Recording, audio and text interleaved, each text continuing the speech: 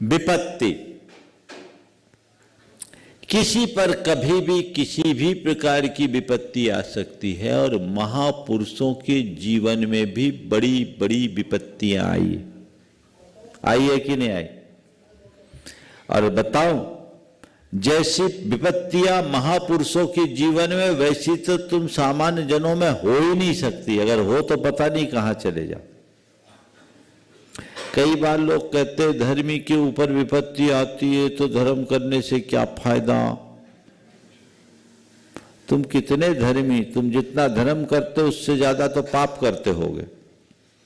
तुम धर्मी की बात करते हो, पारसनाथ भगवान का रिकॉर्ड देखो, 10 भव में कोई उनने अधर्म नहीं किया। क्या 10 भव का इस रिकॉर्ड तो हम लोगों को ज्ञात है।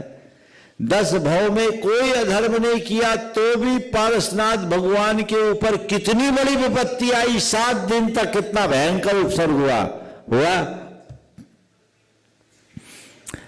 धर्मी पर भी विपत्तियां आती है, बल्कि धर्मी पर बड़ी विपत्तियां आती, लेकिन धर्मी अपनी धर्म निष्ठा से विपत्ति को भी संपत्ति में बदल देता है। आज पारसनाथ हम सबके आदर्श क्यों बने? क्योंकि उन्होंने उस उपसर्ग को सहा। वो उपसर्ग को सहे, इसलिए हम सबके आदर्श बन गए। अगर उपसर्ग से विचलित हो जाते तो पारसनाथ का गुणगान करते क्या?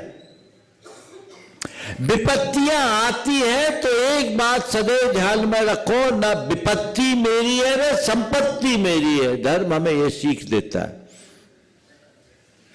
विपत्ति भी तन पर है और संपत्ति भी भौतिक है।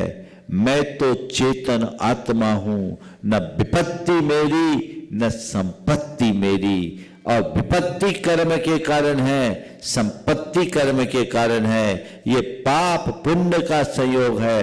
पाप विपत्ति देता है, पुण्य संपत्ति देता है। न पाप मेरा है न पुण्य मेरा है। मैं तो पाप पुण्य से परे शुद्ध चैतन्य आत्मा हूं। ये दृष्टि अगर अंतरंग में बैठ गई तो विपत्ति कभी विचलित नहीं करेगी। करेगी क्या?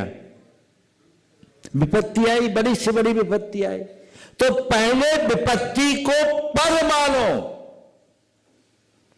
न केवल विपत्ति को पर मानो, संपत्ति को भी पर मानो, क्योंकि दोनों कर्म की संतान है। राजा भोज के पास